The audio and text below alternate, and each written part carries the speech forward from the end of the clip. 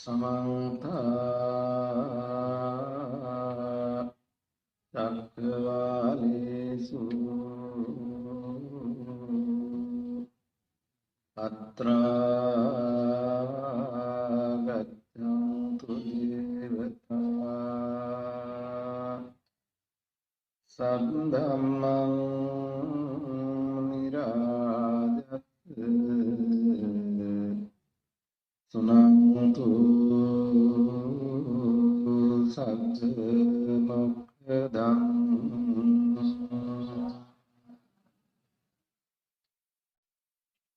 धम्मश्रवण कालो अयं भदन्ता धम्मश्रवण कालो अयं भदन्ता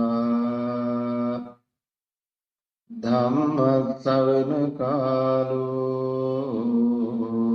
अयं भदन्ता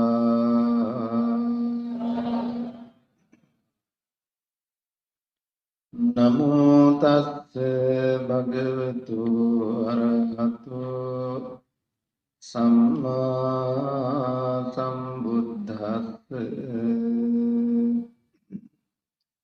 नमो तस्से भगवतो अरहतो सम्मा सम्बुद्धस्से नमो तस्से भगवतो अरहतो सम्मा सम्बुद्धस्से ධර්ම ශ්‍රවණය තුලදී මේ හැම කෙනෙක්ම බලාපොරොත්තු වෙන්නේ අද ලබන මේ ජීවිතය තුල ලබන විමුක්තියක් උදෙසා මඟ පෙන්වීමක්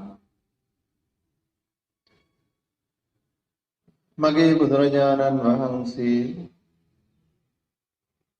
ඒ සඳහා ඒකායන මාර්ගයේ කොට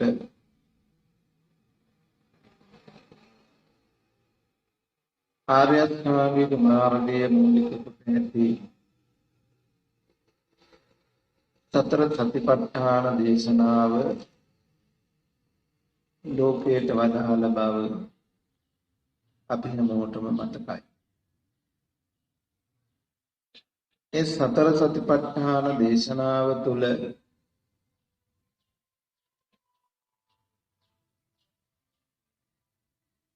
ලැබිය යුතු ඵලය පළමුව දක්වමින් සත්තානං විසුද්ධියා සුඛ පරිද්ධවානං සමතික්ඛමාය දුක්ඛ දෝමනස්සානං අත්තගමාය ඥායස්ස අධිගමාය නිබ්බානස්ස සච්චිකිරියාය. එතකොට උන්වහන්සේ සතර සතිපට්ඨානයක් පැනෙව්වේ මෙන්න මේ ප්‍රතිඵලය ලැබෙන ආකාරය.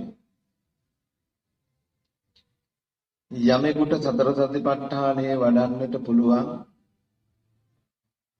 මේ ප්‍රතිඵලය නොලැබෙන විදියට. ඕනම කෙනෙකුට වඩන්නට පුළුවන් සතර සතිපට්ඨානයක් තියෙනවා. හැබැයි බුදුහාමුදුරුවෝ පෙන්වා වදාළ සතර සතිපට්ඨානය පමණයි මේ ඵලය උදා කරලා දෙන්නේ. එනිසා අපට ලෝකේ පවතින සතර සතිපට්ඨානයන් අතුරින් බුදුරජාණන් වහන්සේ වදාළ ඒ මඟ පිළිවෙත පිළිබඳව නිවැරදිව හඳුනා ගැනීමක් කළ යුතු වෙනවා. ඒ නිවැරදි හඳුනා ගැනීම නොකොට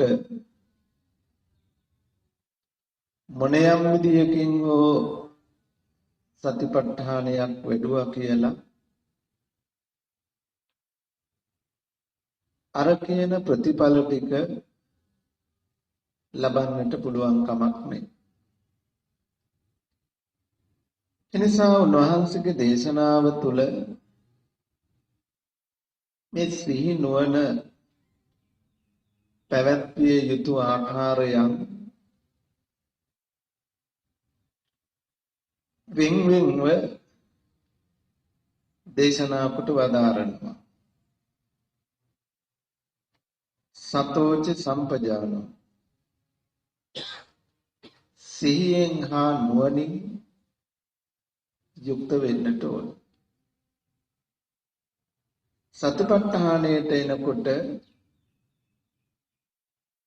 ආතාපි සම්පජානෝ සතිමා විනේය ලෝකේ අවිජ්ජා දෝමනස්.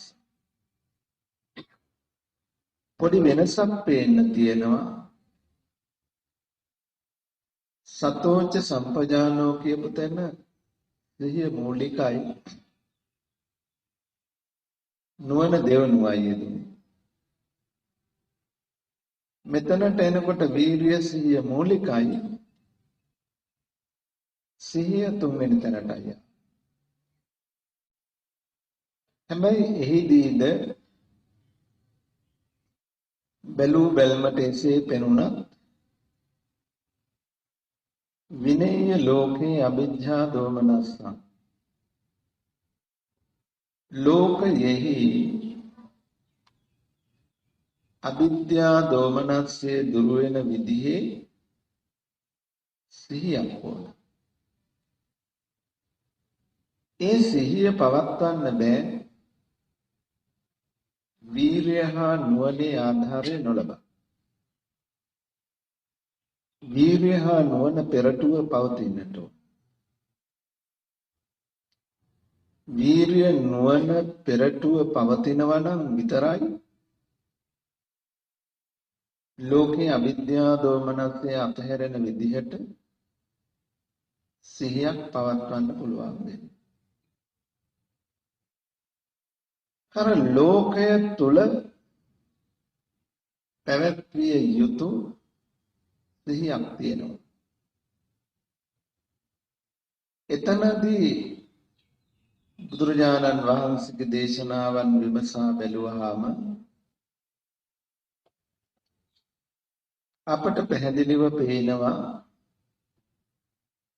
යමක් කරන්න, කියන්න, හිතන්න කලින් ඒ දේ පිළිබඳව සිතා විමසාම කළ යුතු බව. මට හිතසුව පිණිස පවතීද? අන්න අයට හිතසුව පිණිස පවතීද? මට හිතසුව පිණිස පැවතුණත් අන් අයට හිතසුව පිණිස නොපවතී නම් නොකල යුතුයි, නොකිය යුතුයි, නොසිතිය යුතුයි. අන් අයට අර්ථයේ පිණිස පවතිනවා, මට අනර්ථයි. නොකල යුතුයි. මටද අනුන්ටද අනර්ථයි. නොකල යුතුයි. මටද අනුන්ටද අර්ථයේ පිණිස පවතිනවා නම් ඒ කරන්න කියන්න හිතන්න හොඳ තැනක්.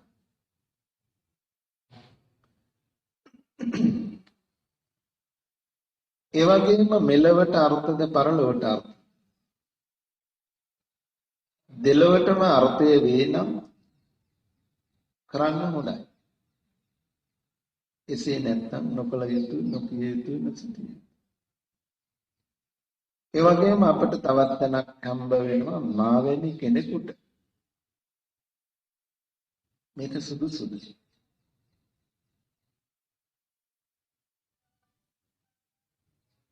අත්තානුවාද බය, පරානුවාද බය, දණ්ඩ බය, දුක්ගති බය. මේ දෙක බලමින් මාවැන්නෙකුට මේක සුදුසුද? සිහිකොට බලාම කල යුතු වෙනවා. එවැගේම අපට කරණීය මෙත්ත සූත්‍රයේදී හම වෙනවා නචකුද්දං සමාචරේ කිංචි යේන විඤ්ඤු පරේ උපවදේ. මේක කළොත් කිව්වොත් හිතුවොත් නුවණැත්තන්ගෙන් ගරහවට ලක් වෙනවා. ඔන්න ඔය වගේ න්‍යායන් තුල අපට මේ ලෝකය තුල හික්මීමක් සංසිඳීමක් ආත්ම දමනයක් ආත්ම පාලනයක් සිහි නුවණේ පැවැත්මක් අවශ්‍ය වෙනවා. එතකොට යමක් කරන්න කලින් සිහි කොට බලන්න ඕන මේක හොඳද නරකද?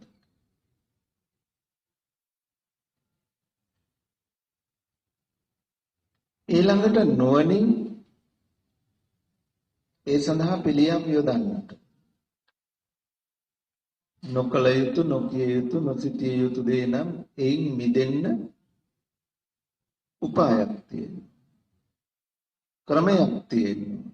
පිළිවෙතක් තියෙනවා. සිහි ගන්නවනදී නිවැරදිව ක්‍රියාවට නගන්නට නුවණක්. එනිසා සතෝච සම්පජාන සිහියෙන් හා නුවණින් යුක්තව ඒ හික්මීම වෙනවා. දැන් එතනදී මම ඉන්නවා අනුන් ඉන්නවා. මෙලව තියෙනවා පරලොව තියෙනවා. මා වෙන්නෙක් ඉන්නවා. නුවණැත්තෝ ඉන්නවා ගරහවට ප්‍රශංසාවට ලක්. ඒ ගරහවට ප්‍රශංසාවට ලක්වන ක්‍රියාකාරකම් කරන මම ඉන්නවා. මේ ලෝකයේ තුල හික්මීම ඒ සත්ව පුද්ගල සීමාවක බව අපට පේනවා ඒ දැහැමි න්‍යායන් දිහා බැලුවා. එතකොට ඒ තුල ලෝකයේ තුල ඉහළට ගමන් කරන මාවතක් හම්බ වෙනවා. ලෝකයේ තුල ඉහළට යන්න පුළුවන් මාවත. සතර අපාය ඉක්මවා මිනිස් ලොව ඉක්මවා දෙව්ලොව ඉක්මවා බඹලොව ඉහළට යන්න පුළුවන්. හැබැයි ඒ සංයමයේ තුල ඒ දමනයේ තුල ලෝකයෙන් එතරට යන්න බෑ. ලෝකයෙන් නිදහස් වෙන්න බෑ. එතකොට ලෝකයට හික්මීමක් සංසිඳීමක් දමනයක් පාලනයක් යහපතක් පෙන්වූ බුදුරජාණන් වහන්සේම ලෝකයෙන් ඈතර වෙන්න මඟක් කියලා දුන්නා. ඒ සතිපට්ඨානය විනේය ලෝකේ අවිජ්ජා දෝමනස්සං මේ වචනයෙන් අර්ථ දක්වන්නේ අදහස. මොකද්ද ලෝකය කිව්වේ? ඇහැ ලෝකේ, රූපේ ලෝකේ, කන ශබ්දය, නාසය ගන්ධය, දිව රස, කය පහස, මන ධම්ම. මේ 12 ආයතනයෙන් තොර ලෝකයක් නෙවෙයි. අපට ඇහැට පේන ලෝකයක් තියෙනවා. කනට ඇහෙන ලෝකයක් තියෙනවා. නාසයට දැනෙන ලෝකයක් තියෙනවා. දිවට දැනෙන ලෝකයක් තියෙනවා. කයට හසු වෙන ලෝකයක් තියෙනවා. සිතට අරමුණු වෙන ලෝකයක් තියෙනවා. එතකොට මේ බාහිර ලෝකයේම හම්බ වෙන්නේ ආධ්‍යාත්මික ලෝකෙ. එනිසා බුදුරජාණන් වහන්සේ ආධ්‍යාත්මික ආයතන 6ක් බාහිර ආයතන 6ක් ලෝකයේ කොට වදාළ බව ඔබට මතකයි. ඒ වගේම සතිපට්ඨාන දේශනාවේම අග දුක්ඛ සමුදය සත්‍ය දක්වන තැන චක්ඛුං ලෝකේ පිය රූපං සාත රූපං ඉත්තේ සාතන්හා uppajjamana uppajjati ittani samana nivisati rupang loke piya rupang sada rupang ittesa tanha uppajjamana uppajjati ittani samana nivisati තණ්හාව උපදින තණ්හාව පවතින තැන හැටියට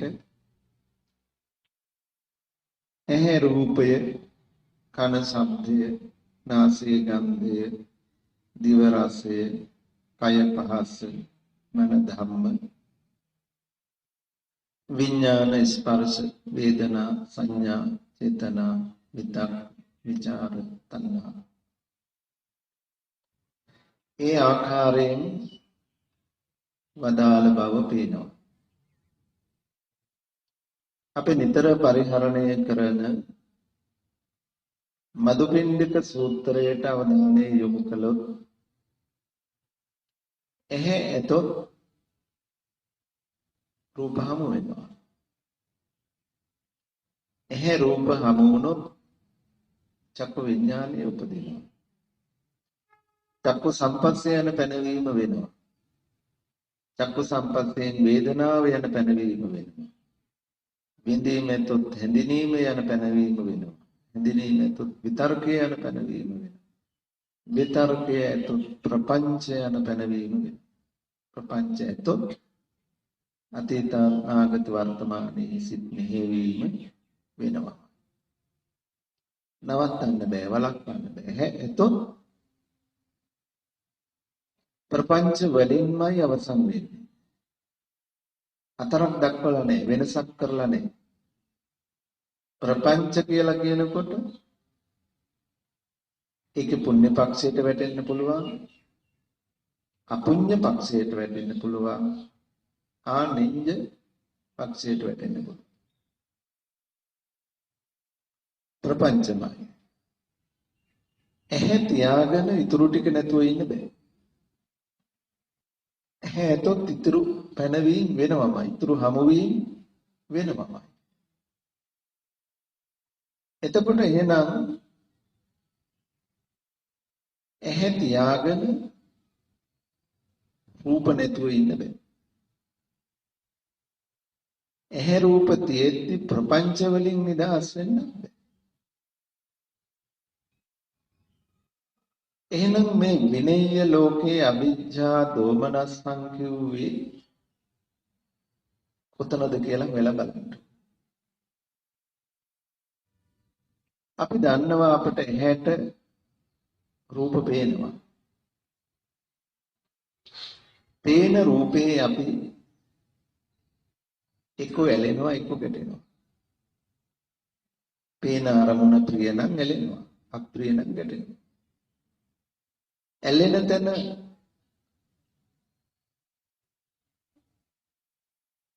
පෙනෙන අරමුණ ප්‍රිය නම් අපි කැමතියි. කැමති තැන ඇලෙනවා. ඇලුණු දෙයට වඩා ඇලෙනවා. අයිති කරගන්න දරණ උත්සාහයට යනවා. අවිද්‍යාව, දැඩි ලෝභයට යනවා. අරමුණ අකමැති නම් අකමැති දේත් එක්ක ගැටෙනවා. ගැටෙන තැන දෝමනස්සය ව්‍යාපාදයට එනවා. දැන් මේ අවිද්‍යාව ඒ දෝමනස්සයේ අරමුණෙන් උපන් එතනින් එහාට ගියා කායවා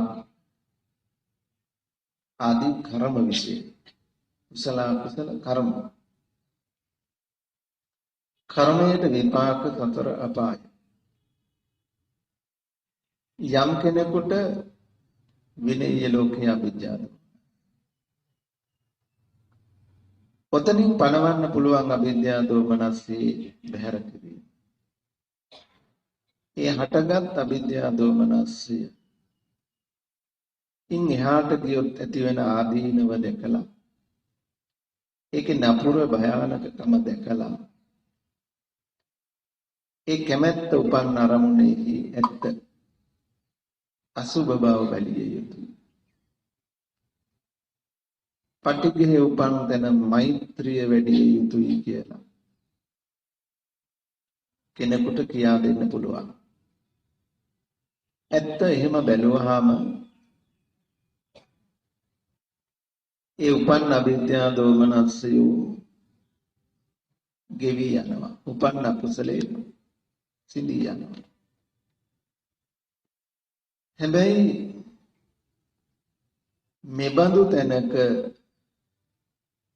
නෙමෙයි සතිපට්ඨාන. එතකොට ඇහැ තිබුණා, ඇහැට පේන රූප හමු වුණා, කැමැත්ත උපන්නා. ඒ කැමැති අකමැති අරමුණ ආදීනව දැකලා එහි හික්මීමක් වුණා. අන්න ඒ හික්මෙන තැන තමයි අපි කලින් සඳහන් කළේ මට අනුන්ට මෙලවට පරලොවට මා වෙන කෙනෙකුට මේ අරමුණ ගැන මෙහෙම හිතුවොත් කිව්වොත් කළොත් නොනැත්තු කෙසේ සලකාවිද? මෙතන පුළුවන් අපට ලෝකයේ තුල හික්මෙන්න. ලෝකයේ ඇතුලේ හික්මෙන්න. එතකොට එතනත් අවිද්‍යා දෝමනස්යන්ගේ ගෙවීමක් සංසිඳීමක් සිද්ධ වෙන බව පේනවා. හැබැයි අපි මතක තියාගන්නට ඕන සතිපට්ඨානයේ දුක්ඛ සමුදය සත්‍ය දේශනාවේ මදුපිණ්ඩික සූත්‍ර දේශනාවේ එන අදහසට අනුව ඒවා ප්‍රපංච ගණයටම යන බව. කර්ම විශේෂයටම එයත් බව. විනය ලෝකයේ අවිජ්ජා දෝමනස්සං කියලා කියනකොට කෙබඳු අත්හැරීමක්ද කියන අදහස අපි අර්ථ ගන්නවා ගත යුතු වෙනවා. ලෝකයේ අත්හැරෙන්නට ඕන. ලෝකයේ හමු නොවෙන්නට ඕන. ලෝකයේ අත්හැරෙන විදිහට, ලෝකයේ හමු නොවන විදිහට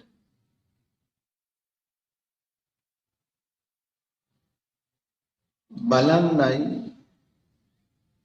දකින්නයි මේ සතිපට්ඨානේ පනවන.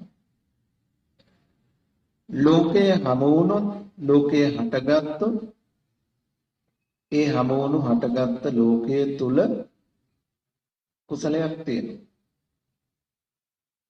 කලින් සඳහන් කළ ආකාරයෙන්. එහෙත් ලෝකය අතහැරෙන විදිහටයි විනය ලෝකේ. ලෝකේ අතහැරෙන විදිහටයි සතිපට්ඨානේ පනව. ලෝකෙට ඇවිල්ලා ඇති ලෝකයක හික්මීමක් නොවේ. ඒක ලෝකයේ ඉහළට යාම. ලෝකෙන් ඈතර වීමක් නෙමෙයි. හැබැයි ඒ හික්මීම නැති කෙනෙකුට ලෝකෙන් ඈතර වෙන හික්මීමක් ශික්ෂණයක් භාවිතා කරන්න පුළුවන් කියන කතාවක් වෙන්නේ නැහැ. ලෝකයේ තුල හික්මුණු කෙනෙකුටමයි මේ දේශනාව ගැලපෙන්නේ උචිත වෙන්නේ. සතිපට්ඨාන දේශනාව කුසිනාරාවේදී කිව්වේ නෑ, සවැතේදී කිව්වේ නෑ, මගධයේදී කසීරටදී කිව්වේ නෑ. ඒ දේශනාව කළේ කුරු රට. ගෙවල් වල ඉන්න තිරසංගත සතුන් පවා ලෝකයේ තුල හික්මෙන සංසිඳෙන පුහුණුවක හිටියා. ගිරවා පවා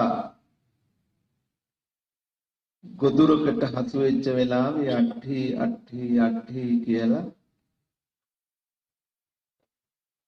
අට්ටික සංඥාව සිහි කරන්න තරම් ත්‍රිසං සතාද ගුරුවයි. එතකොට අන්න ලෝකයේ තුල මනා හික්මීමක් ඇති ඉසව්වක තමයි මේ දේශනාව කළේ.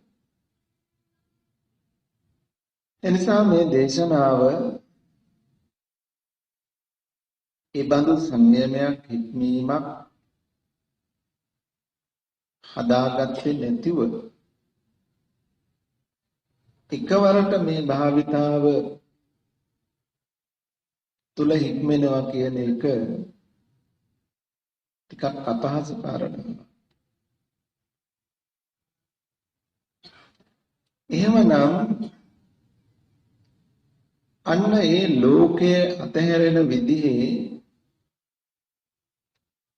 සිහිය අපට වමනා කරනවා. පරිමුඛං සතින් උපට්ඨපෙත්ත. පළමුව අන්න ඒ සිහිය පිළිබඳවයි සතිපට්ඨාන දේශනාවේ ආරම්භයේදීම වදාළේ. පරිමුඛං සතින් උපට්ඨපෙත්ත. මේ අදහස අපි විවිධ ආකාරයෙන්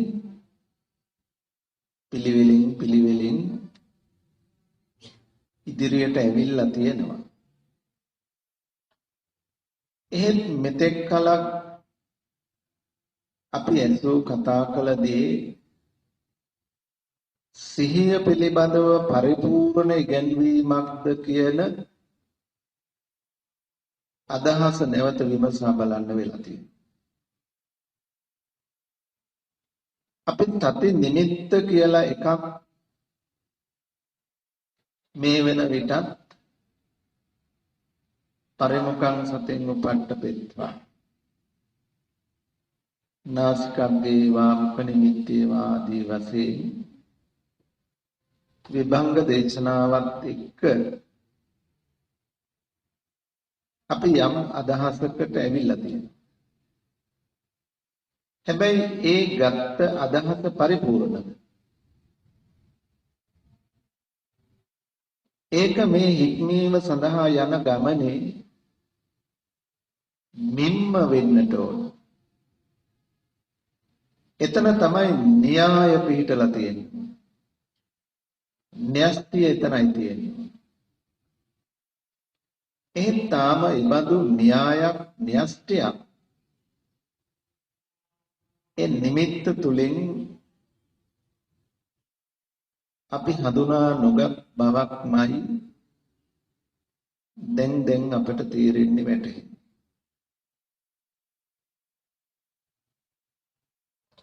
ඒ දැනුම ඒ නුවණ තමයි හැම වෙලාවෙම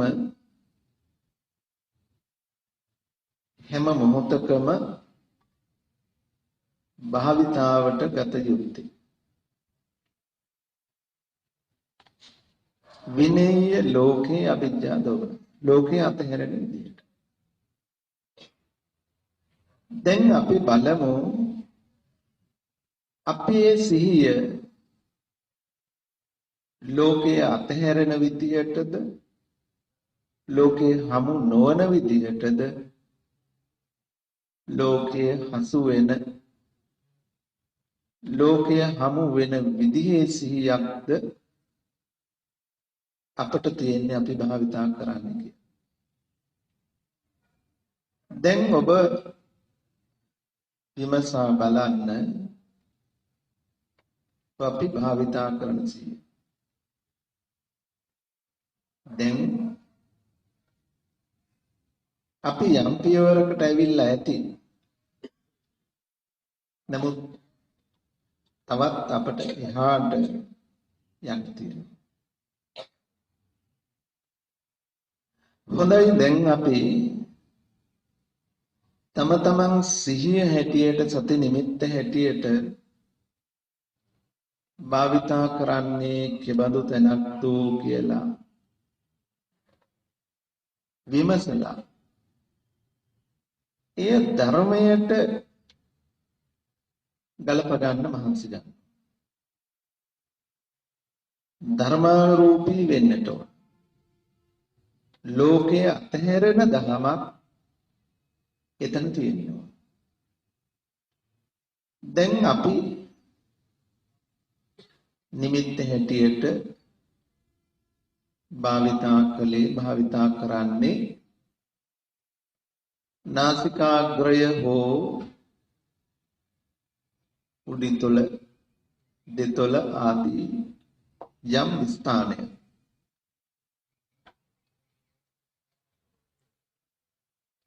දැන්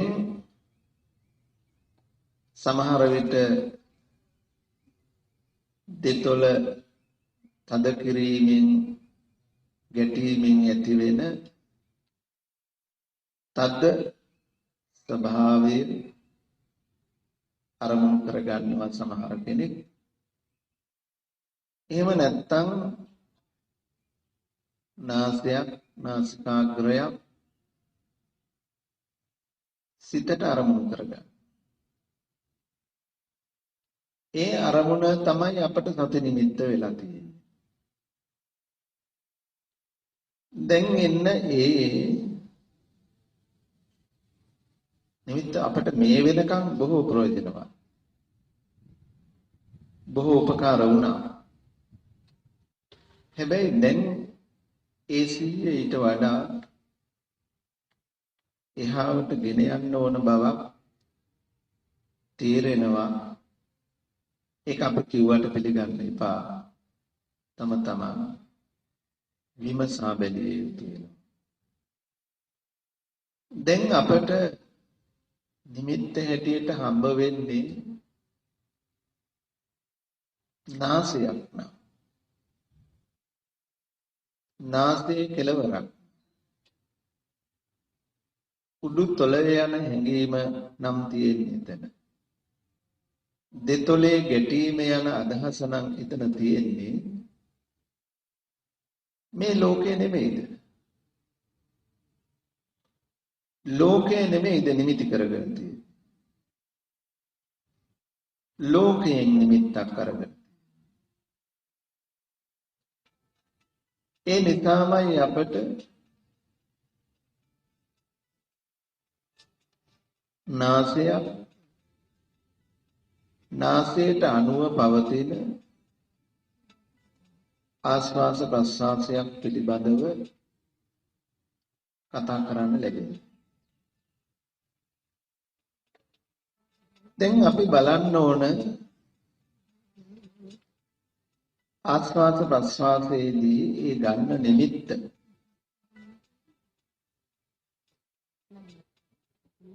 නුවණින් යුක්ත වෙන්න ඕන. නුවණේ අනුග්‍රහය ලැබලා තියෙනවා. නුවණට යටත් වෙන්න ඕන. දැන් ඔබ මුහුණක් ඒ මැද නාසයක් නාසය හෝ නාසයේ කොටසක් හෝ දෙතොලක් හෝ එහි කොටසක් හෝ නම් අරමුණු කරගෙන තියෙන්නේ ඒ ලෝක නිමිත්ත. ලෝකයෙන් අරමුණක් කරන් තියෙන්නේ. ඒක අපට මෙතෙක් දුර ඉන්න උදව් වුණා, උපකාරී වුණා. ඒකේ විවාදයක් නැහැ, සංවාදයක් නැහැ. එහෙමම. දැන් අපට ඕන ලෝකයේ අතහැරෙන්න. ලෝකයේ අතහැරෙන විදිහේ සිහිය.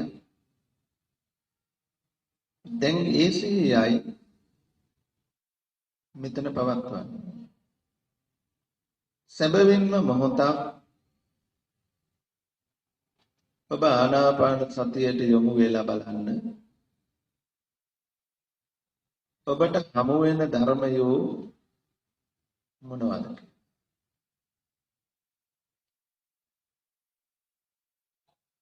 ඔබට හසු වෙන්න පුළුවන් දැනීම් දැනගැනීම් දෙකක් තියෙනවා. එකක් කය අනුභවයක්, අනෙක මනස අනුභවයක්. හොඳට බලන්න ඒක ඇත්තද කියලා.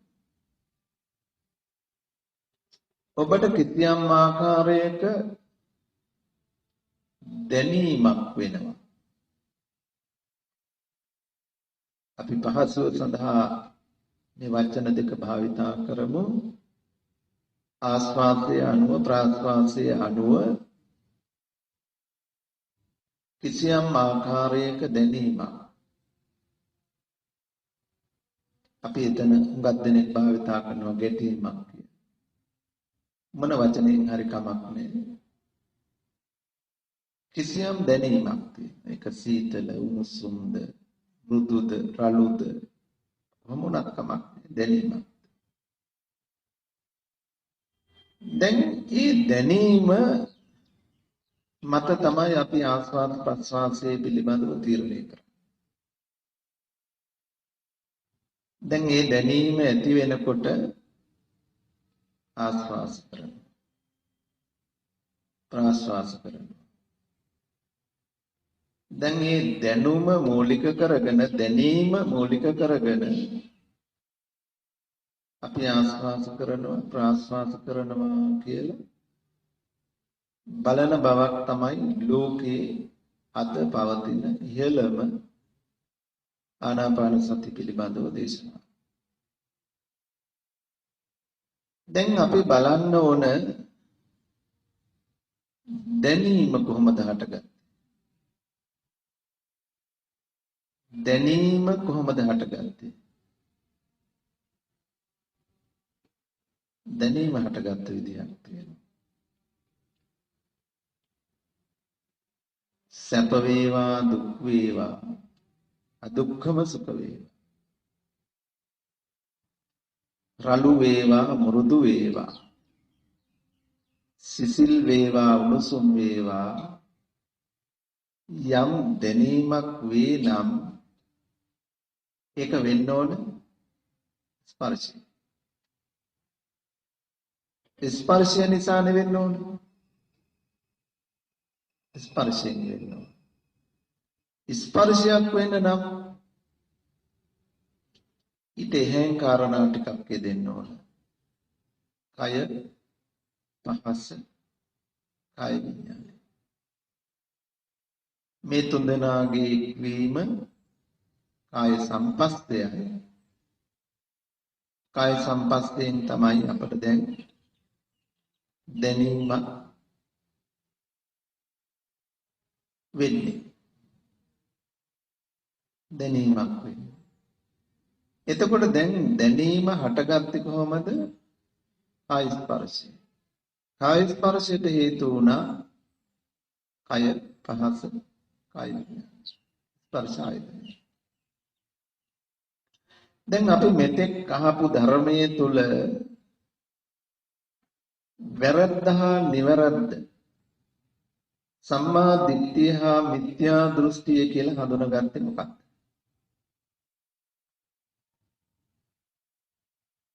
දැකීමක්, ඇසීමක්, දැනීමක්, දැනගැනීමක් වෙනකොට ඒක ආධ්‍යාත්මික ආයතනය හෝ බාහිර ආයතනයසේ දකිනම් වැරද්ද එතන නේද පෙන්නලා දුන්නේ. වැරදි දැක්ම හැටියට ඒකමනේ පෙන්වන්නේ. අපි කියලා තියෙනවා රසයක් දැනෙනකොට gediyen ආවා කියලා බැලුවොත් වැරදි කියලා නේද?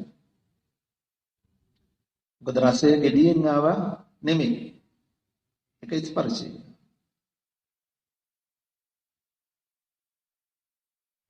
යම්තාකල් රසයේ gediyen ආවා කියලා බලනවා නම් යාට බාහිර ලෝකයක් හම්බ වෙනවා. ඇලෙන්න ගැටෙන්න තැන හම්බ වෙනවා. එයා ලෝකෙන් ඈතර නැහැ. ලෝකෙන් නිදහස් වෙන්නේ එයා.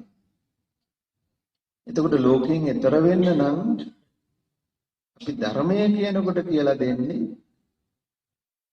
වින්දනය, දැනීම, ස්පර්ශය. එතකොට වින්දනයේ ආධ්‍යාත්මික ආයතනයටවත් බාහිර ආයතනයටත් විඥාණයටත් අයිති නෑ කියලා. හැබැයි දැන් ආස්වාද ප්‍රසආසයේදී ආනාපාන සතිය සතිපට්ඨානයේදී අපි පටන් ගත්ත තැනම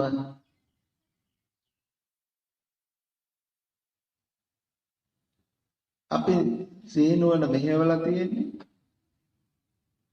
දැනීම ආස්වාද ප්‍රසආසයයි. ඒ ආස්වාද ප්‍රසආසය දැනෙන්නේ නාසයටයි නාසිකාග්‍රයටයි දෙතොලටයි කියන්නේ. ආධ්‍යාත්මික ආයතනයේ හෝ බාහිර ආයතනයේ පැත්තට අරමුණු වෙච්ච බවක්, හැරිච්ච බවක් තියෙනවා. එතකොට අපි ලෝකයේ අතහැරලා නැහැ. ලෝකයේ අතහැරෙන සිහියක පැවතිලාද කියන එක තහවුරු කරගන්න ඕන. අසාගත දහමක් මේ කරන භාවිතාවත්. අහගත්ත දෙයට සමාන භාවිතාවක් වෙන්න ඕන.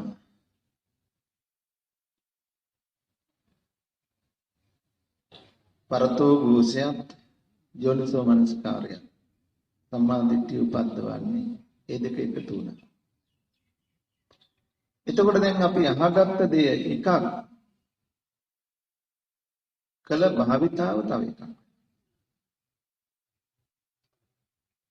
එතකොට මට දැනීමක් වෙන්න පුළුවන්. දැනීම මත පදනම්ව මම මේ ආස්වාසයයි මේ ප්‍රාස්වාසයයි කියලා හඳුනා ගැනීමක්.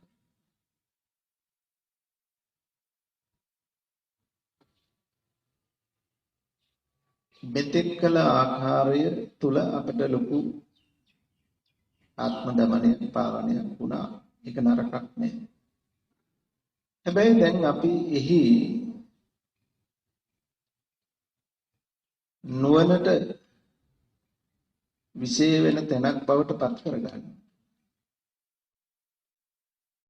නුවණින් පිහිට ලබන තැනක් බවට පත් කරගන්න. ලෝකේ අතහැරෙන විනය්‍ය ලෝකේ අවිජ්ජාත. දැන් ඔන්න එක පැත්තකින් අපට දැනීම් මාත්‍රයක් තියෙනවා. දැනීම් මාත්‍රයක්. ඒක චලනය වෙන බවක්, වෙනස් වෙන බවකින් යුක්තවයි. දැනෙනවා. ඒ මතනේ අපි දැන් ආස්වාසයයි දැන් ප්‍රාස්වාසයයි කියලා තීරණය කරා. ඒ ආස්වාසය ප්‍රාස්වාසය පිළිබඳව තීරණය කරන්න යන නිසාම සිත කිසියම් ආකාරයක වික්ෂිප්ත බවකට පත් වෙලා තියෙනවා. අපේ බලාපොරොත්තුවට ලං වෙන්න අපහසුතාවයකුත් යෙදিলা තියෙනවා. ඊළඟට ඔය දැනීම හැරෙනකොට අපිට තව එකක් තියෙනවා. දැන් අපි සති නිමිත්ත හැටියට ගත්ත දෙයක් තියෙනවා. දැන් ඒක මනස අනුවගේ එකක්. නාසිකාග්‍රය, දෙතොල, උඩිතොල මේ කොතන හෝ නිමිත්තක් සලකුණක් පේනවනම් ඒක කය නෙමෙයි. ඒක කය නෙමෙයි. S2 පියාගෙන ඉන්න මට නාසයක් නාසිකාග්‍රයක් හමු වෙනවනම් දෙතොලක් උඩුතොලක් කොහේ හෝ තැනක් හමු වෙනවනම් ඒක මනස අනුෝගිය එක. එතන තියෙන්නේ දැන ගැනීම මාත්‍රය. දැන ගැනීම මාත්‍රය. දැන ගැනීමක් වෙන්නේ කොහොමද? මනෝ ස්පර්ශය. දැන ගැනීමක් වෙන්න ඕන මනෝ ස්පර්ශය. මනස ධර්මයත් මනෝ විඥානයත් කියන තුන් දෙනාගේ එකතු වීමෙනුයි දැන ගැනීමක්. එතකොට මනෝ ස්පර්ශයකට යෙදෙන ධර්මයෝ මනස ධම්ම මනෝවිඤ්ඤාණ. මනසට කරන්න පුළුවන් මොනවද? සිතුවිලි උපද්දවන්න පුළුවන්. මොන සිතුවිලිද? වේදනා, සංඥා, සංඛාර. මනසට කවදාවත්ම බැහැ රූප, ශබ්ද, ගන්ධ, රස, පහස ආරම්භ කරගන්න. රූප ආරමුණු වෙනවා චක්කු විඤ්ඤාණ. ශබ්ද ආරමුණු වෙන්නේ සෝත. ගන්ධ ගාහන විඤ්ඤාණ. රස ජීවහා විඤ්ඤාණ. පහස කාය. ඒවට වෙන වෙනම විඤ්ඤාණ තියෙනවා. චක්කු විඤ්ඤාණයට බැහැ ශබ්ද ගන්ධ රස පහස ධම්ම ආරමුණු කරන්න. සෝත විඥාණයට බැහැ රූප ගන්ධ රස පහස ධම්ම ආරම්භ කරන්න. ජීවහා විඥාණයට රසම විතරයි වෙන කිසිවක් ආරම්භ කරන්න බැහැ. කාය විඥාණයට පහසම විතරයි වෙන කිසිවක් ආරම්භ කරන්න බැහැ. මනෝ විඥාණයටත් වෙන කිසිවක් බැහැ. ඒට පුළුවන් ධම්ම. වේදනා සංඥා චේතනා සිතුවිලි සිත. එතකොට මනසට පුළුවන් සිතුවිලි සිත. මනෝ විඥාණයටත් බෑ රූප දැනගන්න, ශබ්ද දැනගන්න, ගන්ධ දැනගන්න, රස දැනගන්න, පහස දැනගන්න. ඒවට වෙන වෙනම විඥාන තියෙනවා. මනෝ විඥාණයට පුළුවන් මොනවද? සිතින් සිහි කළ දේම දැනගන්න. සිතින් සිහි කරන්නේ මොනවද? වේදනා සංඥා සිතුවිලි. සිතුවිලි දැනගන්න. එතකොට ඇත්ත ඒකනේ අපි අහගත්ත ධර්මයේ තුල. දැන් අපි ආස්වාද ප්‍රසආසයේ නිමිත්ත බලන්නේ මොකක් කියලා? අපේ නුවණ වැඩෙන්න බෑ කාලයක් කරනකොට. අපි තාම බලන්නේ කය හැටියටම, නාසය හැටියටම, භෞතික වූවක් හැටියටම නම් ඒ හඳුනා ගැනීම කරන්නේ එතන තියෙනවා කිසියම් අඩුපාඩු. අපේ පුහුණුව හුරුව සඳහා ඒ යම් පිටක් වුණත් දැන් අපි අහන ධර්මයක් එක්ක ඒවා නිරවුල් කරගන්න. එහෙනම් දැන් නිමිත්තක් හැටියට යමක් හමු වුණා නම් එක විඥාන මාත්‍රයක්. දැනගැනීම මාත්‍ර. එතකොට මෙතන තියෙනවා දැනගැනීම මාත්‍රයක්, තව පැත්තකින් දැනීමක්. දැනීමක් තියෙනවා, දැනගැනීමක්. දැන් දැනීම දැනගන්න දෙයට අදාළ නැහැ. දැනගන්න දේ දැනෙන තැනට අදාළ නැහැ. දැන් අපි මොකද කරන්නේ? මේ දෙක එකතු කරලා නෙමෙයිද ආස්වාද ප්‍රසආසය පිළිබඳව කියන්නේ, හිතන්නේ, කරන්නේ.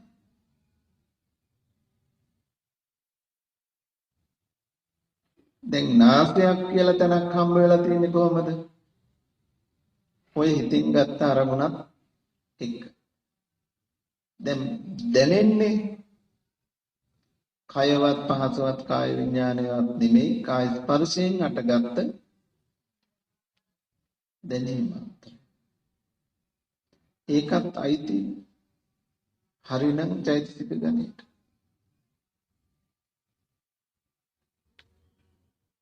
දැනීම මාත්‍රය. එතකොට දැනීම කාය ස්පර්ශය. දැන ගැනීම මනෝ ස්පර්ශය. එතකොට මනෝ ස්පර්ශයට විශේෂ වෙන දෙයක් කාය ස්පර්ශයට අදාළ වෙන්නේ බෑ. කාය ස්පර්ශයට අදාළ දේ මනෝ ස්පර්ශයට අදාළ වෙන්නේ නෑ. එහෙනම් දැන් අපි ලෝකය හදාගෙන තියෙනවා. නාසයක් දෙතොලක් හදාගෙන එහි සිදුවෙන සිදුවීමක් දෙස අපි බලන බවක් තියෙනවා. එය යම් පිහිටක් උපකාරයක් කරගත්තත් මේ වෙනතා දැන් අපි ඒ ටික අතහැරෙන විදිහකට.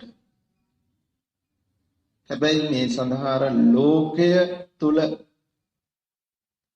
හික්මීම සංසිඳීම හදාගෙන තිබීම අත්‍යවශ්‍යයි. ලෝකේ අතහරින්න බෑ නේතුව. ලෝකයේ තුල සොයන විමසන භවක නම් ඉන්නේ රූප ශබ්ද ගන්ධ රස පහස නිතරම අරමුණු හොයමින් අරමුණු ලැබෙනකන් ඉන්න තැනක නම් ඉන්නේ. යා නිතරම ලෝකෙට යන්න සූදානම් වෙන්නේ. එතන කිසියම් සංසිඳීමක් හදාගන්න කෙනෙක් වෙන්න ඕන මේ තැනට එනකොට. මේ ධර්මයේ අදාළ වෙන්නේ එතනට. සමස්ත ලෝකයට නෙවෙයි. එනිසා ඒක වෙන් කරලා හඳුනාගත යුතු වෙනවා. සමස්ත ලෝකයට නෙවෙයි. එතකොට දැන් මට ඔන්න ඔය යෙදිලා තියෙන සැබවින්ම හමු වෙන හසු වෙන ධර්මතා පිළිබඳව නුවණක් පැවතුනොත් සිහියක් පැවැත්වුවොත් විනය ලෝකයේ අභිජ්ජත මට ලෝකේ අතහරින්න පුළුවන්. ලෝකේ නිදහස් වෙනවා, ලෝකේ අතහැරෙනවා. එතකොට දැනෙන ඇහෙන දැනගන්න හැම තැනකම නිමිත්ත මෙයම වෙනවා. න්‍යාය මෙයම වෙනවා. එතකොට අපි එක තැනක් නිවැරදිව निराවුල්ව හඳුනා ගතහොත් ඒ තැන යෙදෙන ධර්මයෝ අපට බොහොම පහසුයි අනිත් හැම තැනකම ඇහැට කනට නාසයට දිවට කයට මනසට හමු වෙන චක්කු සෝත ගාන ජීවා කාය මනෝ සම්පස්සයන්ගෙන් හටගන්න දේද ඒ න්‍යායට ගලප ගන්න. ලෝකයේ අතහැරෙන විදිහට.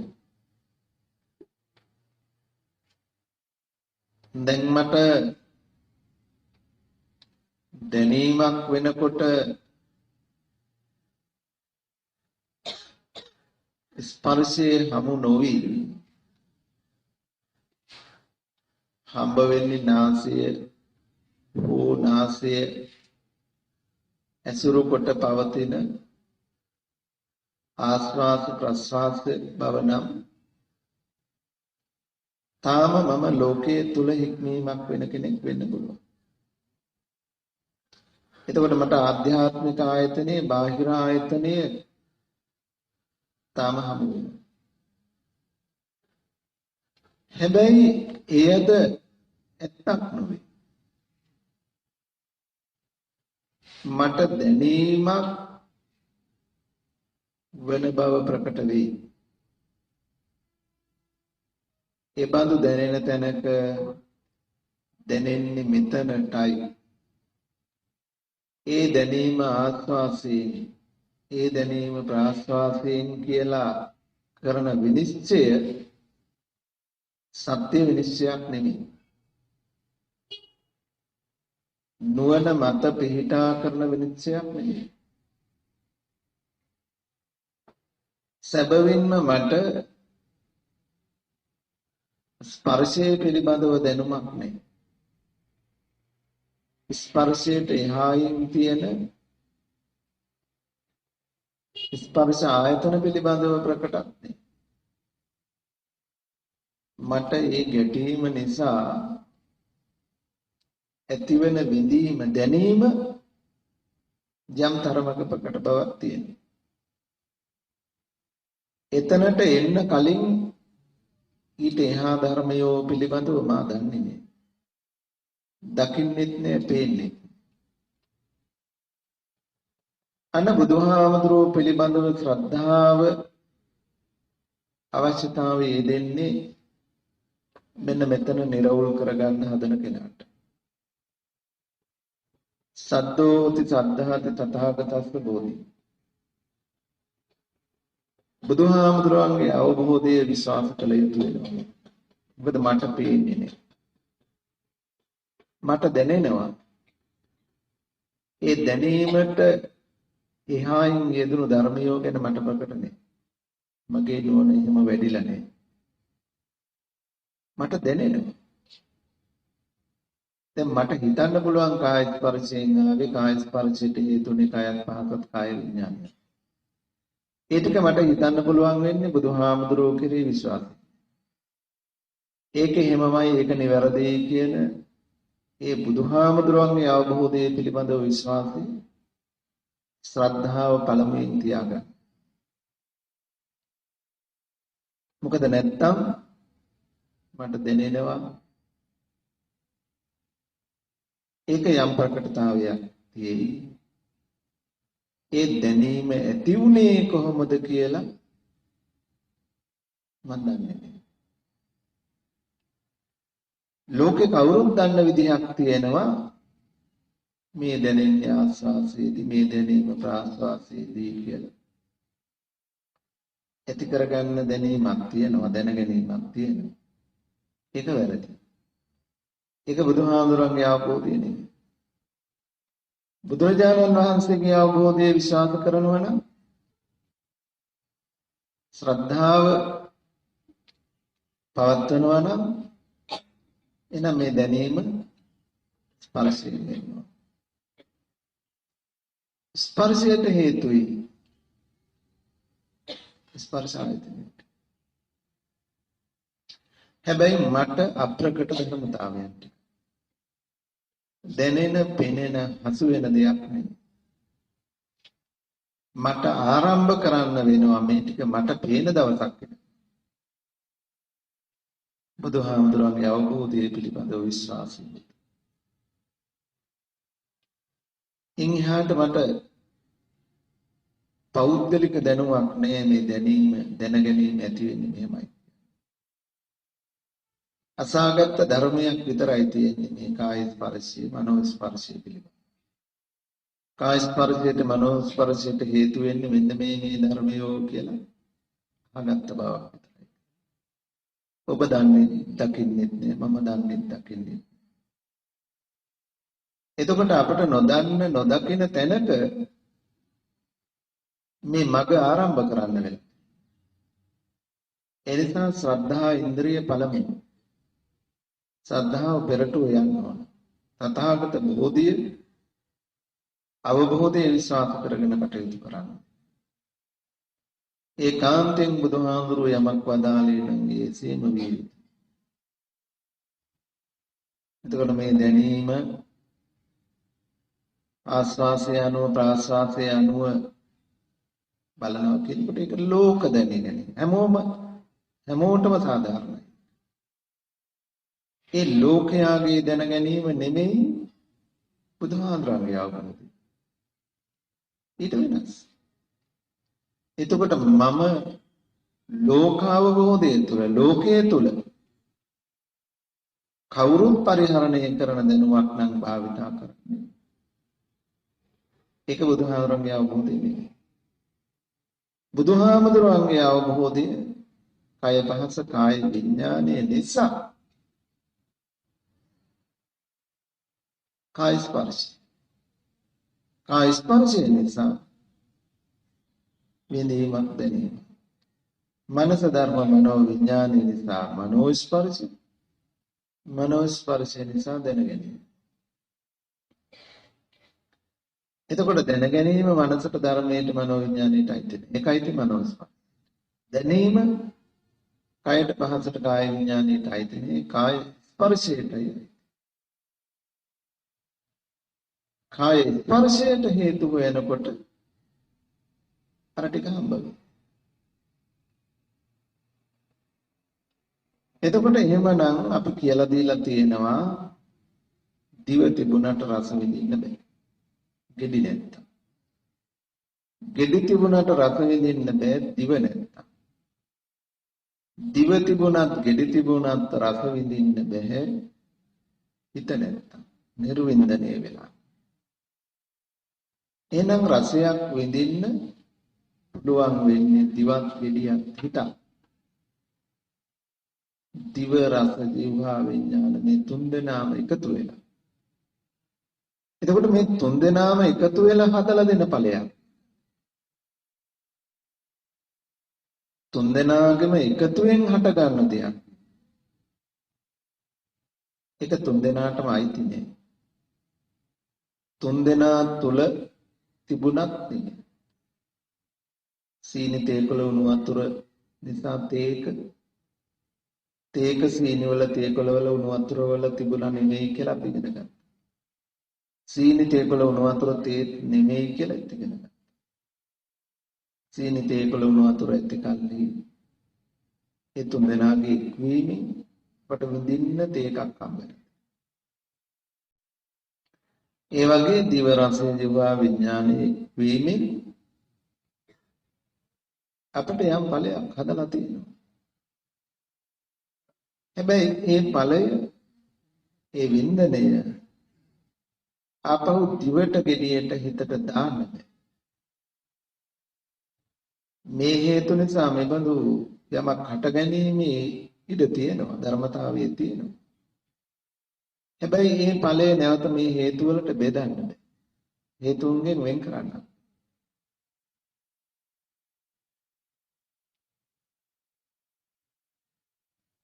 එතකොට මේ අහගත්ත ධර්මයේ මෙතනට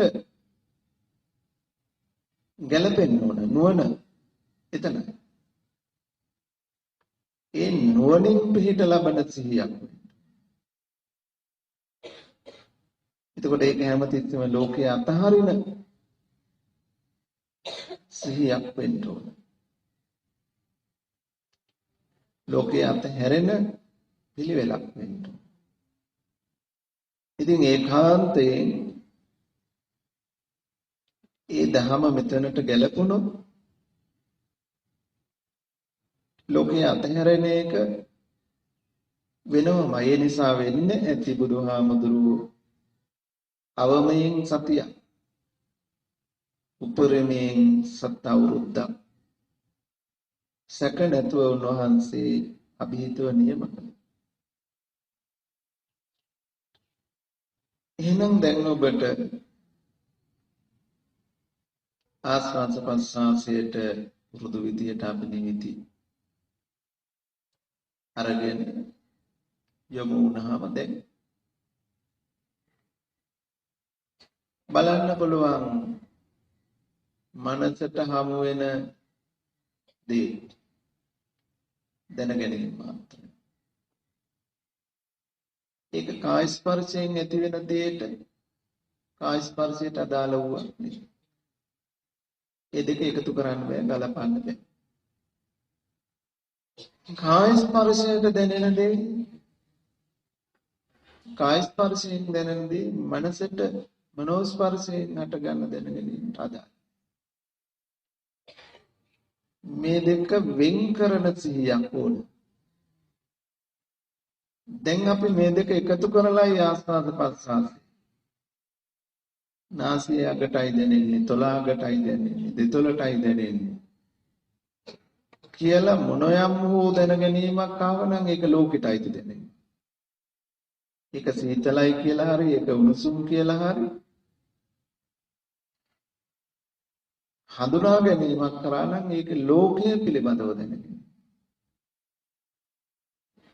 එතකොට මේ ලෝකය අතහැරෙන්නට ඕන විනය්‍ය ලෝක. ලෝකය අතහරින්න. සතිපට්ඨානයේම අවසාන කොටස මදුපිණ්ඩික සූත්‍රයේ වැනි නිදර්ශන අපි මතක් කළා. එහි ඇතොත්, කන ඇතොත්, නාසය ඇතොත්, දිව ඇතොත්, කය ඇතොත් ඒවා හමු වෙනවා නම් හට ගන්න ඕන ප්‍රපංචමයි. එතකොට මේ අවබෝධය ගැන සැක කරන්න එපා. ඒක එහෙමමයි. එහෙනම් මේ දෙපැත්ත අතහැරෙන්න ඕන. මජ්ජේ සූත්‍රය අපි ඉගෙන ගත්තා. ලියලා කියුවා. ආධ්‍යාත්මික ආයතන එක්කන්තයක්, බාහිර ආයතන එක්කන්තයක්. දැන් ආස්වාද ප්‍රස්වාසයේදී ආනාපාන සතියේදී අපි මොනවා කතා කළා? අන්ත දෙක ඇසුරු වෙලා නැද්ද? අන්ත දෙක අතහැරෙන වැඩපිළිවෙලක් තියලා තියෙනවා. එහෙනම් අපි දැන් හොයාගෙන යන්න ඕන. ඒ අන්ත දෙක අතහැරෙන්න ඕන. ඒ අන්ත ඇසුරු වෙනවා නම් ඒ තාක් මෙදුම් පිළිවෙත නේ. ආර්ය අෂ්ටාංගික මාර්ගයේ නේ. සම්මා දිට්ඨිය නේ. ඒක නැතුව මගඵල නිවන් ගැන සත්‍ය අවබෝධයක්, ධර්ම අවබෝධයක්, විශිෂ්ට ඥානයක් ගැන අපි කාටවත් කතා කරන්න අයිතියක්. ඒක හිස් වූ මිත්‍යා ප්‍රලාපයක් විතරයි.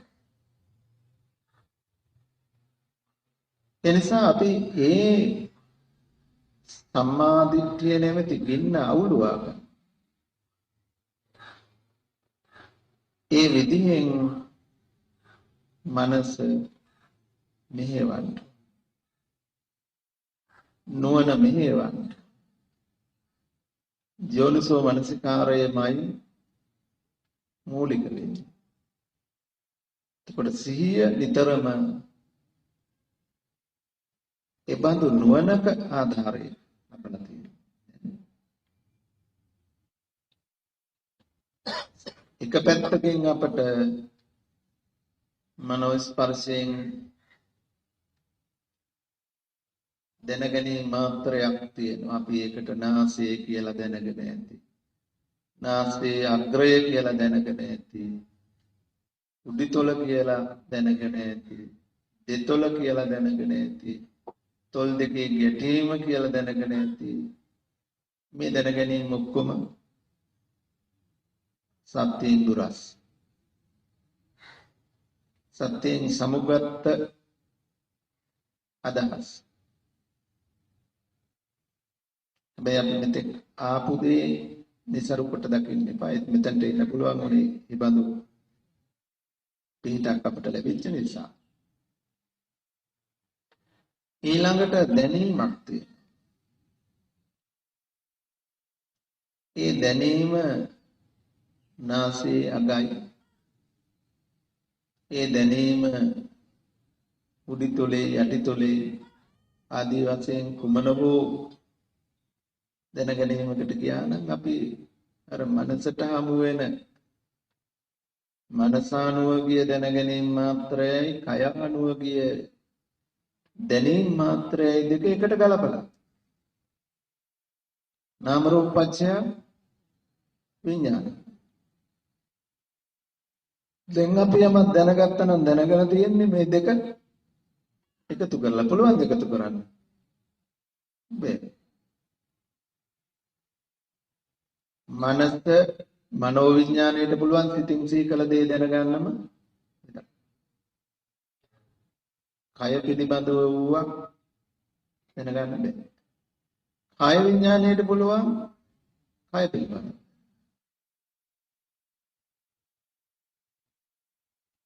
වෙන දෙයක් දැනගන්න බෑ.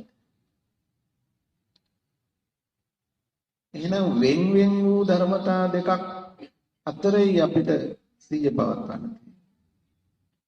මේ දෙක එකට සැසඳුවොත් එකට ගැලපුවොත් ලෝකේ හම්බ වෙනවා. ලෝකේ හසු වෙනවා. මේ දෙක වෙන් කළොත් එකතු වෙන නොදුන් තැන ලෝකේ අතහැරෙයි. එතකොට අපිට නිතරම ලෝකයේ අතහැරෙන විදිහට පවතින සිහියක අවශ්‍යතාවය දැන් තියෙනවා.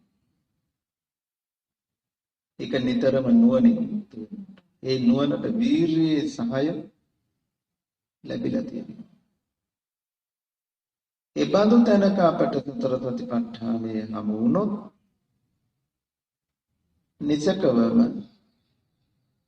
අපි බලාපොරොත්තු වෙන ඵලය ලැබෙනවා.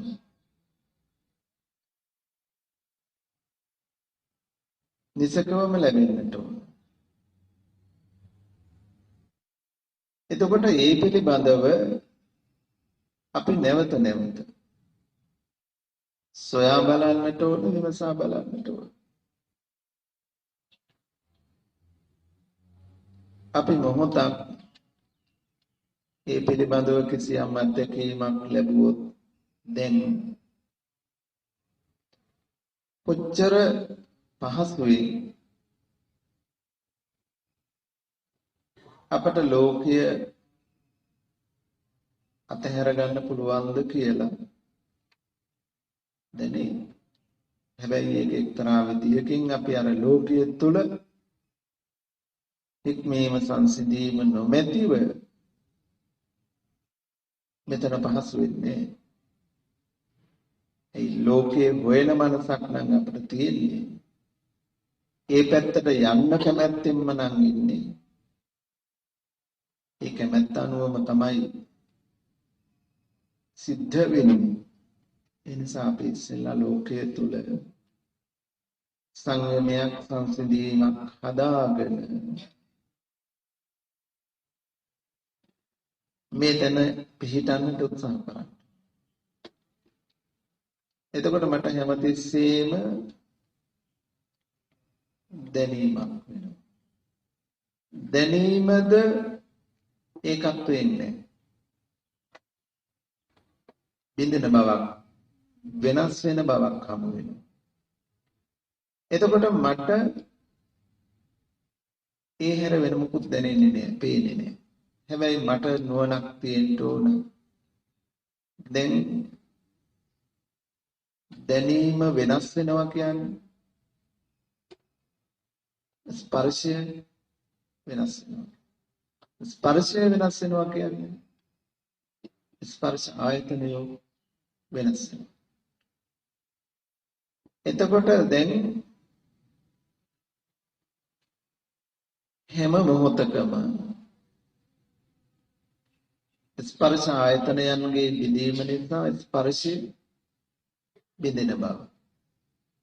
ස්පර්ශය බිඳෙන නිසා දැනීමද නිරුද්ධ වෙන බව. මට හිතන්න පුළුවන්. බුදුහාමුදුරන්ගේ අවබෝධයට අනුව. හැබැයි මට පේන්නේ නෑ තාම. දකින්න බෑ මට තාම. මන් දන්නවද? ජානත. මේක වෙන්නේ මෙහෙමයි කියලා දන්නවා. ඕනනම් අර ලෝක දැනුවත් දැන් ආස්වාසිය වෙනකොට මේ ආයතන ටික සකස් වුණා. ඒ නිසා ස්පර්ශයෙන් දැන් ඒක නිරුද්ධ වෙලා දැන් ප්‍රාස්වාසයේදී ආයතන ටික සකස් වුණා ස්පර්ශයෙන් දැන්. එතකොට හැමතිස්සෙම අපට හම්බ වෙන්නේ මොකක්ද? හටගත්තේ නිරුද්ධ වෙන බව. ස්කන්ධයන්ගේ බිඳීම. හැබැයි අපට තාම පේනවා නම් නෙමෙයි. අපට බුදුහාමුදුරන්ගේ අවබෝධය මත පිහිටලා ඒ අවබෝධයේ සත්‍යයක් බව ටිකෙන් ටික ප්‍රත්‍යක්ෂයට යන්න පුළුවන් බව තියෙනවා. ඒ නිසානේ මෙහෙම වෙන්නේ. ස්පර්ශයෙන් නම් මේක හටගත්තේ මේක වෙනස් වුණා කියලා කියන්නේ. ස්පර්ශය වෙනස් වුණා. ස්පර්ශය වෙනස් වෙන විදියක් නැහැ. ඒක හදපු අය ස්ථිර නම් ඒකත් අස්ථිර වෙනවා. එහෙනම් දැන් අපට කිසියම් ආකාරයක අනිත්‍ය වූ වැටහීමක් ඒ තුල ලබන්න පුළුවන්. දකින්න බවක නෙමෙයි හැබැයි. දහමට අනුව හිතන මෙනෙහි කරන බවක ඉන්න පුළුවන්. එතකොට හැමතිස්සෙම දැනීම වෙනස් වෙන බවක හමු වෙනවා. හොඳට සංවේදී වුණොත් ඒක වෙනවා. ඒක දැනෙනවා.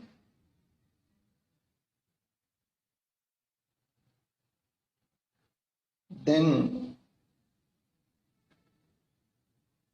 අනිත් පැත්තෙන් මනස අපි ගත්ත නිමිත්තක් තියෙනවා. ඒක කය නොවන බවට, භෞතික වූවක් නොවන බවට, මනෝ ස්පර්ශයෙන්ම මනස ධර්මයක් මනෝ විඥානයත් නිසා වන දැනගැනීම මාත්‍රයක් බවට, එය කයට අදාළ වූවක් නොවන බවට, ඒ පැත්ත වෙන් කරගත්තාම දැන් කය ගැන මට දැනෙනවා නම් මොනවද? සැබවින් දැනෙනවා. අර දැනීම මාත්‍රයම විතර. ඒ හැර ඒ දැනීම මාත්‍රයට චිත්‍රයක් සටහනක් හම්බ වෙන්නේ. දැන් අපට දැන් ඒ ආස්වාද ප්‍රස්වාස වෙන තැන් හම්බ වෙලා තියෙනවා. ඒවා මෙන්න මෙතනයි කියලා කියන්න පුළුවන්. මෙන්න මේ වගේ තැනකයි කියලා ඇඳලා පෙන්වන්න පුළුවන්. මෙන්න මෙතනටයි වදින්නේ කියලා ඇඟිල්ල දික් කරලා පෙන්වන්න පුළුවන්. ඒ කියන්නේ තැනක් තියෙනවා. හැබැයි අපේ මනසට හමු වෙන දේ එහෙන් වෙන් කළොත් ඊළඟට දැනෙන තැනට චිත්‍රයක් තියෙනවා. දැනීම මාත්‍රයක් කියන්න වෙන්නේ එතන. දැනීමක් තියෙනවා. ඒක කයට හෝ පහසට කාය විඥාණයට අයිති. ඒකට පිහිටක් නැහැ. පිහිටන්න තැනක් නැහැ.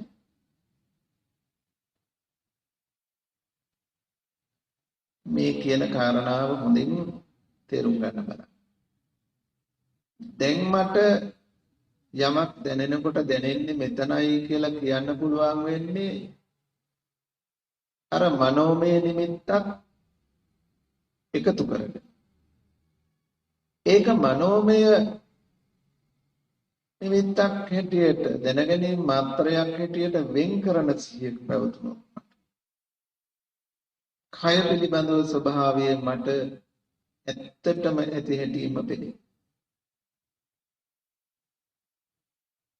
කයෙහි ඇත්ත ඇති සැටිම පෙනේ.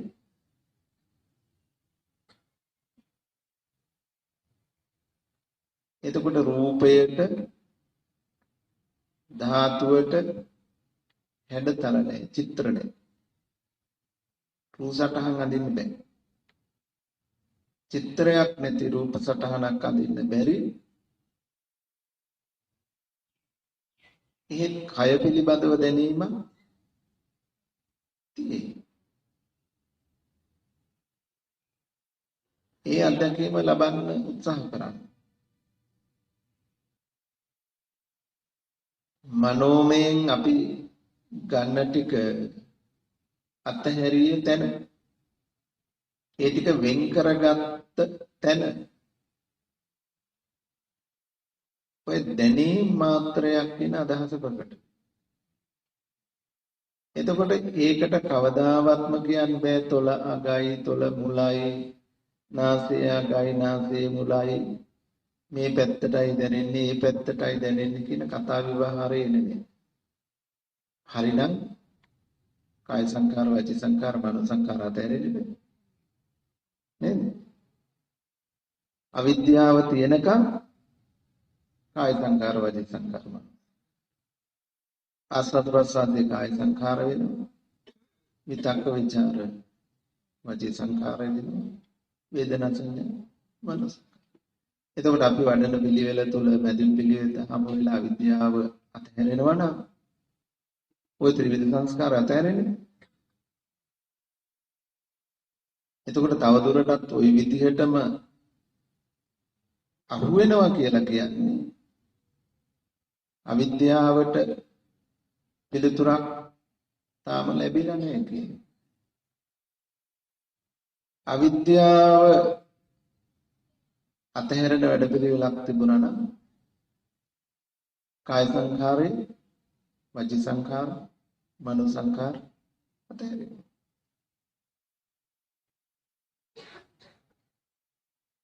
දැන් බලන්න අතහැරෙයිද එහෙම වෙන් කළොත් කියලා. එතකොට දැනීම මාත්‍රයක් නම් තියෙන්නේ. ඒකට වහා වෙනස් වෙන බවකින් නම් දැනෙන්නේ.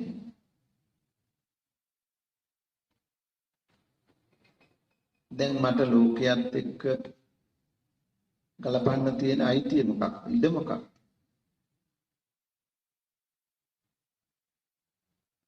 අන්න අපි ඒ තරමට ලෝකයෙන් දුරස් වෙනවා.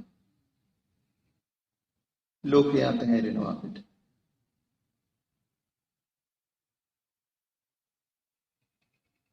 මෙන්න මෙතන හොඳට තහවුරු කරගත්ත ප්‍රකට කරගත්ත කෙනෙකුට තමයි ඒක තමයි එතකොට නිමිත්ත.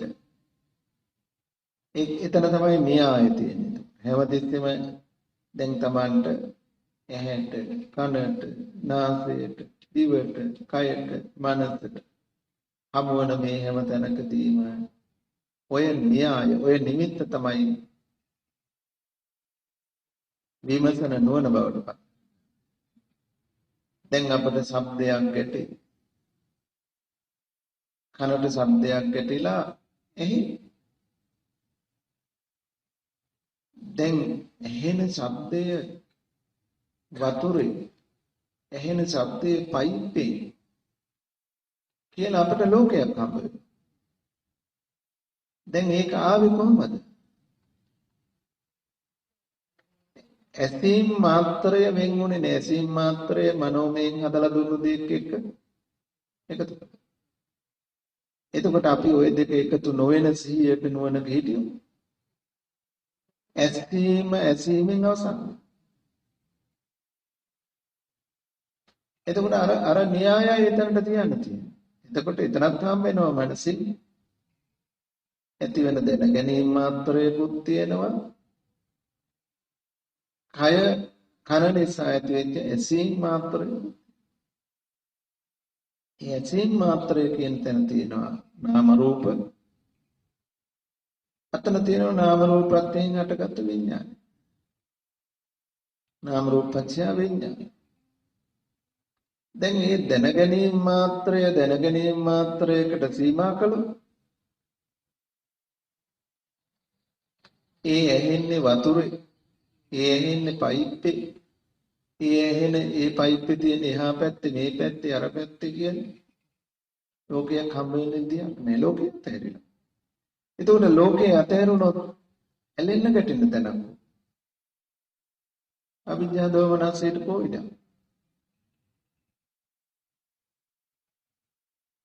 ඒ වගේ නාසයට දැනේ. නාසයට යම් ගන්ධයක් දැනේ. දැන් ඒක හඳුන් කූරු වෙලා නම්, ඒක බබඩම් වෙලා නම්, කරවල බැදුමක වෙලා නම්, ඒක මලක සුවඳක් වෙලා නම්, ඒක කොහොමද අපි හදාගත්තේ? අපි ලෝකේ හදලා. අපි ලෝකේ අතහැරනේ ලෝකේ හදාගත්ත දේ. නාසයට දැනුණු දේ විතරක් නෙවෙයි ඒ ලෝකේ හදාගන්න. අපි ඒ ටික උදව් කරගෙන මනසින් ලෝකේ හදාගෙන ලෝකෙට. එහෙනම් අපට දැනීම මාත්‍රය. ඒ දැනුණු ගඳ සුවඳ මලක සුවඳ කියලා. හඳුන් පූරක සුවඳ කියලා. හදාගත්තේ අර දෙපැත්ත එකතු කරගෙන. ඒ දෙපැත්ත වෙන් කරන නුවණ. විඥානයේ හැටියට දැනගැනීම මාත්‍රයක් හැටියට ඒක තමා තුල වූවක් හැටියට ඇතුළත ඉක්මෙන්න ඇතුළත නිවෙන්න ඇතුළත සංසිඳෙන්න ඒ ඇතුළත හටගත්ත දැනගැනීම මාත්‍රේ එළියට අයිති වූවක් හැටියට එළියෙන් හොයන්න ඉන්න එපා. ඇතුළේ මේක නිවා ගන්න. තියෙන දෙයක් තිබුණු දෙයක් දැනුණා නෙවෙයි. තියෙන රූපයක් තිබුණු රූපයක් තියෙන ශබ්දයක් ගන්ධයක් තිබුණු තියෙන ගන්ධයක් තිබුණු තියෙන රසයක් තිබුණු තියෙන පහසක් තිබුණු තියෙන දෙයක් දැනගත්තා නෙවෙයි. නාම රූපච්ඡ විඥාන විඥාන මාත්‍රය දැනගැනීම මාත්‍රය. බීජ සූත්‍රය තන්ට අදාළ. විඥාන බීජ විඥානේ බීජය. හැබැයි මේ බීජය පැලවෙන්න පොළවක්.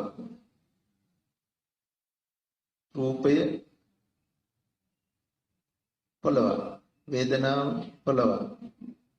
සංඥාව සංස්කාරය පොළව. විඥාන ස්ථಿತಿ. මේ පොළොවේ පිහිටියක් පැලවෙන්නේ නැහැ තෘෂ්ණාදිය එකතු නොකර. පැලවෙච්ච දේ ඉක්මනින් වේලිලා යනවා. එතකොට දැන් අපට හැමතිස්සෙම එහෙට කනට නාසයට දිවට කයට මනසට වෙලා නාම රූප ප්‍රත්‍යයෙන් බීජය හට ගන්නවා. බීජය පොළොව මත පිහිටන්නට නොදී සුරකින්න මම තාම දක්ෂ නෙමෙයි. පෙනුනේ ඇහුනේ දැනුනේ දැනගත්තේ බාහිරය කියලා. බාහිරයට අධ්‍යාත්මික ආයතනයට බාහිර ආයතනයට බර වෙන බව තාම මගේ පුරුද්ද. දැන් එහෙට ගියත් එතන හෝ හික්මෙන්න පුළුවන් නම් තෘෂ්ණා නැමැති දිය එකතු නොකළොත් එහෙන් හම්බ වුණේ මේ ඇත්ත නොදැක්ක නිසා නේද කියන ඌදේ ඌ හැටියට බලන්න පුරුදු කළොත් මට ඉක්මනින් ඒ බීජය වැඩෙන්න තියෙන ඉඩ වළක්වලා. එහෙනම් බාහිරයෙන් හමු වෙන හැම වෙලාවකම බලන්න බාහිරයන් හම්බ උනේ මේ ඇත්තම දැක්ක නිසා. මෙතන යෙදුන මෙබඳු ධර්මතාවය. අන්න අපට සීක්ස් හික්මෙන විදිහ.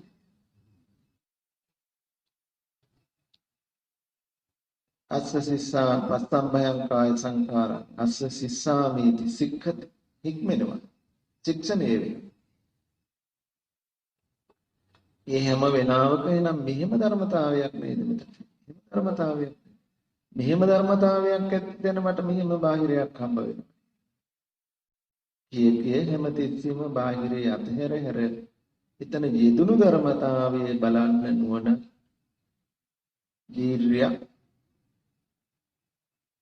ඇතුව ඒ බඳු සිහියක් පැවතුනොත් ඔන්න ලෝකයේ අතහැර. බුදුහාමුදුරුවෝ සතිපට්ඨානය කියලා පනවන්නේ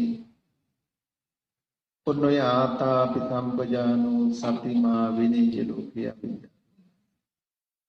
ඔය ලෝකයේ හමු නොවන විදිහට ලෝකයේ අතහැරෙන විදිහට ඔය සිහිය පවත්වන්න පුළුවන්. ඔය සිහිය පවත්වන්න බෑ ලොකු වීරයක් නුවණක් නැත්නම්. හැමතිස්සෙම මේ යෙදෙන කරුණ අර්ථය බෙදලා දෙන්න.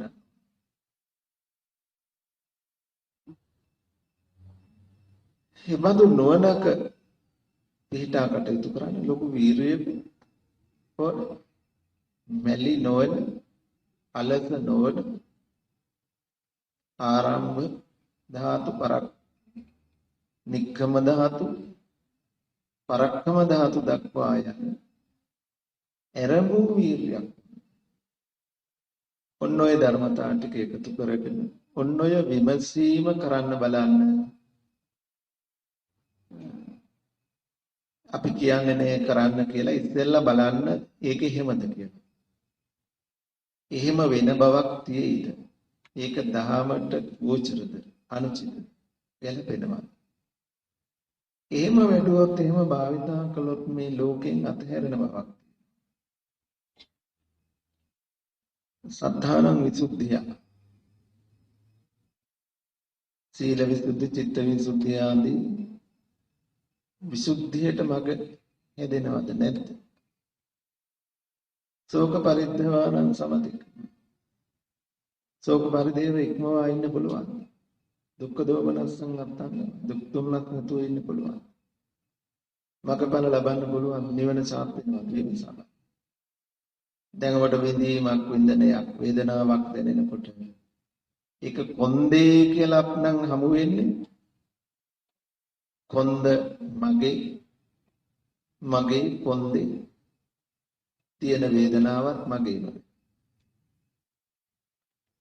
දුක්ඛ දෝමනසං අත්තංගම දුක් දුම්නස් ඉක්මවන්න බෑනේ. හැබැයි කොන්දක් නැති වුණොත් වේදනාවක් විතරක් තියෙනවා. දැන් වේදනාවක් දැනෙන කාය ස්පර්ශය. ඒක කොන්දේ බවට පත් කරන්නේ කවුද? අන්න අර දෙන්න එකතු වෙලා. ඒ දෙන්නට එකතු වෙන්න දෙන්න එපා. එතකොට කොන්දක් හම්බ. අත්ථි වේදනාති වා පනස්ස සතිපට්ඨිපට්ඨි. වේදනාවක් පමණක් ඇත්තේ යන සිහිය එතකොට. එතකොට මේ වේදනාවට පිහිටක් නැහැ. පවතින තැනක් නැහැ. ඒක එතකොට මිහිරක්. ඒක කෙලෙස් සංසිඳවන අරමුණ. දුක්ඛ දෝමනස්සන්න නැත්තම්. දැන් කොන්දේනම් වේදනාව ඒක මගේ මම විඳින්නේ. ඒ දුක්ඛ ඒ දෝමනස්ස විඳින්නේ. දැන් ඒ වේදනාව මගේ නෙවෙයි නම් මට අයිති නැත්තම් ඒක මට බරක් නෙවෙයි. ඒක මම විඳින්නේ නැහැ එතකොට. මට අයිති නෑ. එතකොට දුක් දුම්නස් ඉක්මවලා ඉන්න පුළුවන්ද? මෙහෙම බැලුවොත් එහෙම වෙනව නේද? අඬන්න වැළපෙන්න මට බාහිරුවෙන් දරා මරණයක් හම්බ වෙන්න ඕන. අම්මා මැරිලා තාත්තා මැරිලා දුව පුතා මැරිලා හම්බ වෙනවා. එතකොට මට බාහිරයෙන් අරමුණක් නිමිත්තක් හම්බ වෙන්නේ මෙහෙම තැනක නේද? කියන සිහිනුවන පවත්වන්න පුළුවන් තැනක එහෙනම් ජරා මරණේ එහෙ නෙමෙයි මෙහෙ නේද? මේ දුකින් මිදලා ඉන්න පුළුවන් නේද? අර බුදුහාමුදුරන්ගේ අවබෝධය වඩා ප්‍රත්‍යක්ෂ කරගෙන ඉස්සරහට යන්න පුළුවන්. ඉතින් ඒ සඳහා තව දුරටත් ඔබේ ඒ සත්පුරුෂ අපේ පින්වතුන් තව දුරටත් මේක හොඳට විස්තර කරලා පැහැදිලි කරලා දෙයි. නැවත නැවත ඒ ගැන කතා කරලා සාකච්ඡා කරලා සංවාද කරලා දහමට අනුව ඒක සත්‍යයක්ද කියලා හොයලා විමසලා ඒකේ එහෙමනම් ඒ අනුව හික්මෙන්න උත්සාහ කරන්න. එතකොට අපට මීට වඩා වැඩි දියුණුවක් අභිවෘද්ධියක් උදා කර ගැනීම හේතු කාරණා වාසනා සැලසේවි. ඉතින් ඒ සඳහා ප්‍රමාදේන සම්පාදේත කියන බුදු වදන විදිහට නගමින් අපේ අනුශාසනාව අදට මේ නිමාවටපත් කරනවා.